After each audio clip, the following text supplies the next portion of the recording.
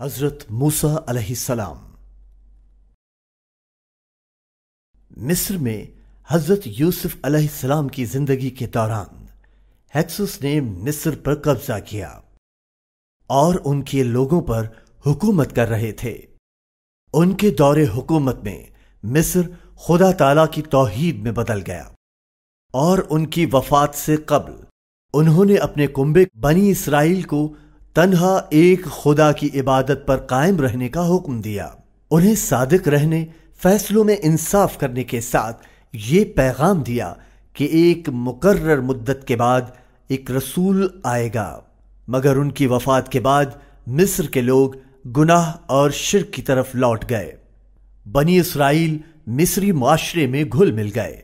ان میں سے کچھ بھٹکے ہوئے اور کچھ نے توحید پر ایمان قائم رکھا۔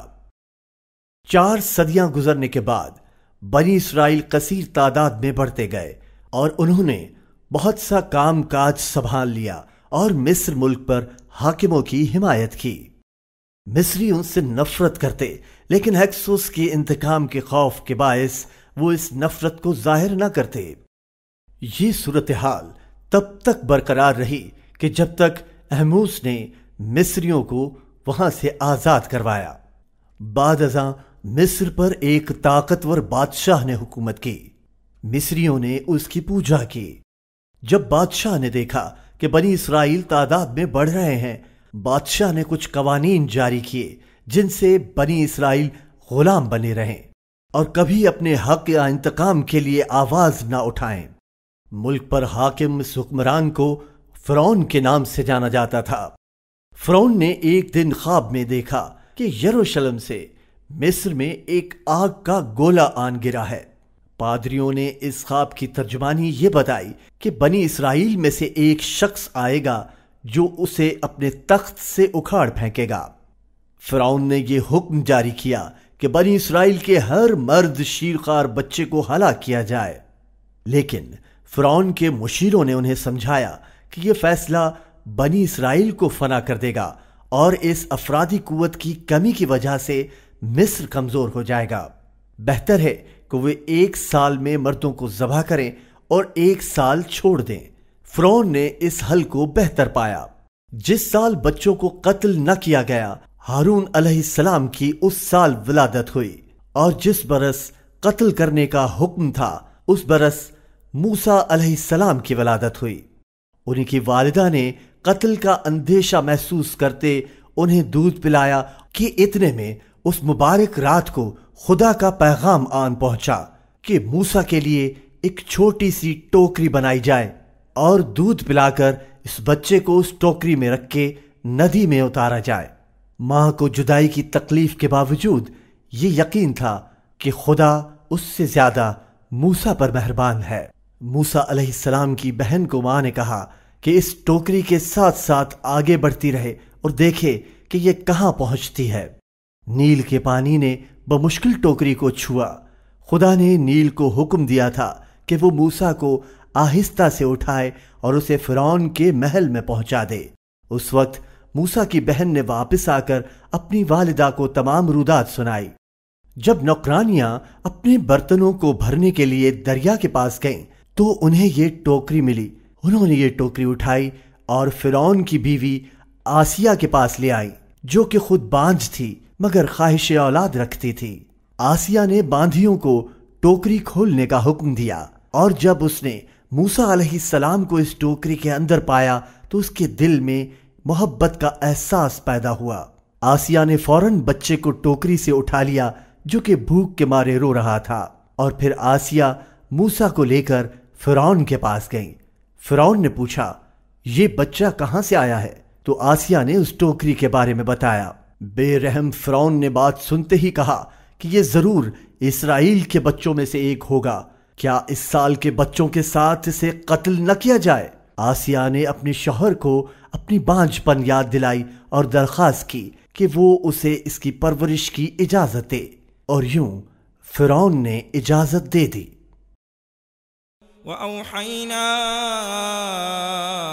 إِلَىٰ أُمِّ مُوسَىٰ أَنْ أَرْضِعِيهِ فإذا خفت عليه فألقيه في اليم ولا تخافي ولا تحزني إنا رادوه إليك وجاعلوه من المرسلين فالتقطه آل فرعون ليكون لهم عدوا وحزنا إن فرعون وهامان وجنودهما كانوا خاطئين وقالت امرأة فرعون قرة عين لي ولك لا تقتلوه عسى أن ينفعنا أو نتخذه ولدا وهم لا يشعرون۔ موسیٰ علیہ السلام۔ جب فرعون نے اپنی اہلیہ کو موسیٰ علیہ السلام کو اپنے محل میں پرورش کی اجازت دی، تب موسیٰ علیہ السلام کو دودھ پلانے کے لیے آیا کو بلوایا گیا، لیکن موسیٰ دودھ پینے کو رضامند نہ تھے۔ اور پھر دوسری اور یہاں تک کہ 10ویں آیا بلوائی گئی، لیکن موسیٰ اب بھی رو رہے تھے اور دودھ پینے کو رضامند نہ تھے۔ فرعون کی اہلیہ افسردہ ہوئی کہ وہ کیا کرے یہ نہیں جانتی، اور موسیٰ علیہ السلام کی والدہ بھی دکھی تھی کہ وہ اپنے بچے سے دور ہیں۔ انہوں نے پل بھر کو ارادہ کیا کہ وہ فرعون کے محل میں جائے اور سب رودات سنائے، پھر چاہے جو بھی نتائج ہوں، مگر اللہ تعالیٰ نے انہیں طاقت دی اور پرسکون رکھا اور اپنے بیٹے کو خدا کے سپرد کیا۔ اور موسیٰ علیہ السلام کی بہن سے کہا کہ شہر جا کر جاننے کی کوشش کرے کہ موسیٰ علیہ السلام کا کیا ہوا۔ موسیٰ علیہ السلام کی بہن خاموشی سے فرعون کے محل کے قریب گئیں اور پوری کہانی سنی، اور فرعون کے محافظوں کو کہا، کیا میں تمہیں ایسی آیا لانے میں تمہاری رہنمائی کروں کہ جو اسے دودھ پلائے اور دیکھ بھال بھی کرے؟ فرعون کی بیوی خوش ہوئی اور اسے آیا لانے کے لیے کہا۔ یوں موسیٰ کی والدہ آئیں اور انہوں نے دودھ پلایا۔ فرعون کی بیوی خوش ہوئی اور کہا، جب تک بچے کی دودھ کی عمر ہے تم اس کی پرورش کرو اور پھر ہمارے پاس لے آنا۔ اور یوں دودھ کی عمر ختم ہونے کے بعد موسیٰ علیہ السلام کو فرعون کے محل میں واپس لایا گیا۔ موسیٰ علیہ السلام نے فرعون کے گھر میں پرورش پائی، اور وہ جانتے تھے کہ وہ فرعون کے بیٹے نہیں بلکہ بنی اسرائیل میں سے ایک ہیں، اور انہوں نے دیکھا کہ کیسے فرعون کے لوگ بنی اسرائیل پر ظلم کر رہے ہیں۔ اب موسیٰ علیہ السلام بڑے ہو چکے تھے، بالغ ہو چکے تھے۔ ایک دن شہر سے گزرتے ہوئے انہوں نے فرعون کے پیروکاروں کو ایک اسرائیلی شخص سے لڑتے دیکھا۔ کمزور اسرائیلی نے موسیٰ علیہ السلام سے مدد کی درخواست کی۔ موسیٰ جو مضبوط جسامت کے تھے، ظالم مصری آدمی کو دھکیل دیا اور اتفاقی طور پر اس کی موت واقع ہوئی۔ موسیٰ علیہ السلام خود کلام ہوئے کہ یہ شیطان کا کام ہے، دشمن اور گمراہ کن شیطان، اور پروردگار سے عرض کی کہ میں نے اپنے آپ پر ظلم کیا ہے، پروردگار مجھے معاف فرما۔ اللہ رب العزت نے انہیں معاف کیا۔ موسیٰ نے خدا سے وعدہ کیا تھا کہ وہ مجرموں کی مدد نہ کریں گے، اور اگلے ہی دن موسیٰ علیہ السلام اسی اسرائیلی شخص کو دیکھ کر حیرت زدہ تھے کہ جسے کل ایک مصری سے لڑتے ہوئے بچایا تھا۔ موسیٰ جانتے تھے کہ انہوں نے اس پر ظلم کیا، اور موسیٰ کا غصہ اس پل ختم ہوا، اور اللہ نے انہیں یاد دلایا کہ ان کی توبہ قبول ہو چکی ہے، اور ان کو خدا سے کیا وعدہ یاد آیا اور واپس پلٹ گئے۔ جو مصری اسرائیلیوں کے ساتھ لڑ رہا ہے اسے معلوم ہوا کہ موسیٰ نے اس مصری کا قتل کیا تھا جس کی لاش کل ملی تھی، اور اس نے شہر میں خبر پھیلا دی۔ اتنے میں ایک مصری شخص شہر کی مسافت سے دوڑتا آیا، اور اس نے موسیٰ علیہ السلام کو مصر چھوڑنے کا مشورہ دیا اور انکشاف کیا کہ مصریوں نے انہیں قتل کرنے کا ارادہ کیا ہے۔ موسیٰ علیہ السلام خوف زدہ ہوئے اور مصر سے ہجرت کی اور چلتے رہے یہاں تک کہ وہ مدین پہنچ گئے اور ایک درخت تلے آرام کے لیے بیٹھ گئے۔ انہوں نے دیکھا کہ کنویں کے قریب ایک گروہ اپنے ریوڑ کو پانی پلا رہا تھا۔ موسیٰ نے مشاہدہ کیا کہ چرواہوں کا یہ گروہ اپنی بھیڑوں کو پانی پلا رہا ہے، مگر قریب 2 عورتیں اپنی بھیڑوں کو ان سے ملانے کے لیے روکتی ہیں۔ موسیٰ علیہ السلام ان کی جانب گئے اور دریافت کرنے پہ معلوم ہوا کہ یہ چرواہے اپنی بھیڑوں کو پانی دینے سے فارغ ہوں گے، تبھی یہ عورتیں اپنی بھیڑوں کو وہاں سے پانی پلا سکتی ہیں۔ موسیٰ علیہ السلام نے تنہا کنویں کا احاطہ اٹھا لیا، وہ کہ جسے 10 آدمی اٹھا نہیں سکتے، اور یوں ان عورتوں کی بھیڑوں کو پانی فراہم ہوا، اور پھر واپس درخت کے سائے میں بیٹھ گئے اور اپنے رب کو پکارا، اے میرے رب، مجھے عطا کر وہ کہ جو میرے حق میں بہتر ہے۔ کچھ دیر بعد دونوں لڑکیوں میں سے ایک موسیٰ علیہ السلام کے پاس واپس آئی اور انہیں کہا کہ پانی پلانے کے بدلے میں میرے والد نے آپ کے لیے دعوت بھیجی ہے۔ موسیٰ علیہ السلام کھڑے ہوئے اور ان کے ساتھ چل پڑے۔ مسافت طے کرتے جیسے ہی تیز ہوا لڑکی کے لباس سے ٹکرائی، موسیٰ علیہ السلام نے شمس سے اپنی نگاہ دوسری جانب کی اور لڑکی سے کہا کہ وہ سامنے چلیں گے اور انہیں سڑک کی رہنمائی کرتی رہیں، اور وہ سامنے چلتے رہے جب تک کہ اس بوڑھے شخص تک نہ پہنچے، اور پھر موسیٰ علیہ السلام نے اس شخص کو اپنی کہانی سنائی۔ بوڑھے شخص نے کہا کہ آپ خوف زدہ نہ ہوں، آپ ظالموں سے نجات پا گئے، اور ان سے کہا کہ میں اپنی ایک بیٹی کی شادی آپ سے کرنا چاہوں گا اگر 8 سال تک ان بھیڑوں کو یوں ہی چرواتے رہیں، اور اگر آپ نے اپنی طرف سے دل کھول کر کام کیا تو۔ موسیٰ نے اتفاق کیا اور معاہدے پر عمل درآمد کے بعد انہوں نے اپنی اہلیہ کے ساتھ مصر واپس جانے کا فیصلہ کیا۔ فجاءته إحداهما تمشي على استحياء قالت إن أبي يدعوك ليجزيك أجر ما سقيت لنا فلما جاءه وقص عليه القصص قال لا تخف نجوت من القوم الظالمين قالت إحداهما يا أبت استأجره إن خير من استأجرت القوي الأمين قال إني أريد أن أنكحك إحدى بنتي هاتين على أن تأجرني 8 حجج فإن أتممت 10 فمن عندك وما أريد أن أشق عليك ستجدني إن شاء الله من الصالحين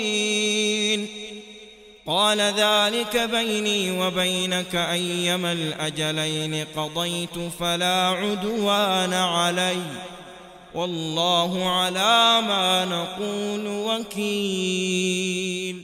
موسیٰ علیہ السلام جب مقابلے کا دن آیا تو جادوگروں اور موسیٰ علیہ السلام کے مابین فیصلہ کیا جانا تھا۔ لوگوں کو موسیٰ علیہ السلام پر جادوگروں کی فتح دیکھنے کے لیے جمع ہونے کی دعوت دی گئی۔ جب تمام لوگ اور فرعون مقابلے کی جگہ جمع ہوئے، حضرت موسیٰ علیہ السلام اور جادوگر اپنے تمام فن اور ہنری ساز و سامان کے ساتھ آئے۔ تمام جادوگروں نے اپنے ہاتھوں میں تھامی رسیاں اور لاٹھیاں زمین پر پھینک دی اور کہا فرعون کی طاقت سے ہم ان پر غالب آ جائیں۔ چنانچہ اچانک وہ جگہ سانپوں سے بھری ہوئی تھی۔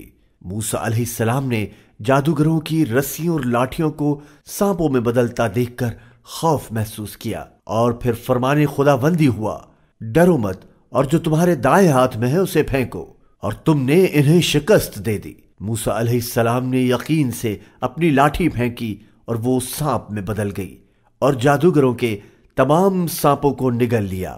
جادوگر سجدہ ریز ہوئے اور بولے، ہم موسیٰ اور ہارون کے خدا پر ایمان لاتے ہیں۔ جادوگروں کے ہتھیار ڈالنے سے فرعون نیچے پھینک دیا گیا۔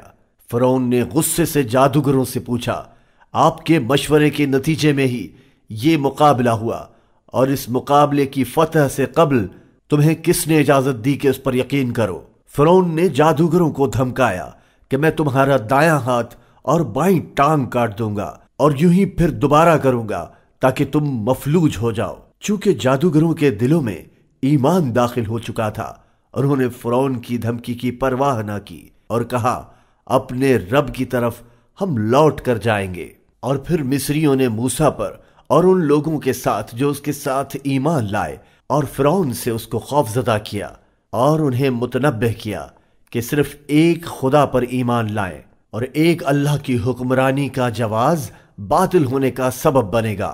فرعون نے اپنی حکومت کو خطرہ محسوس کیا اور فیصلہ کیا ہم ان کے بیٹوں کو مار ڈالیں گے اور ان کی خواتین کو زندہ رہنے دیں گے، انہیں بے چین و بے سکون بنا دیں گے، یقیناً ہم ان پر غلبہ رکھتے ہیں۔ اس سے یہ بات واضح ہو گئی کہ فرعون نے موسیٰ پر یقین نہ کیا اور بنی اسرائیل پر ظلم کرنا بند نہ کیا۔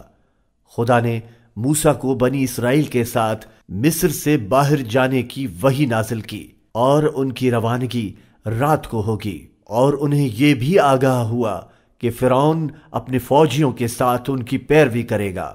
جب فرعون نے یہ خبر سنی کہ موسیٰ اپنی قوم کے ساتھ ہجرت کر رہے ہیں تو اس نے اپنا حکم مرسال کیا کہ ان لوگوں کے پیچھے اپنا فوجی لشکر بھیجا جائے۔ موسیٰ علیہ السلام سمندر کے سامنے تھے اور فرعون کی فوج ان کے قریب آ چکی تھی۔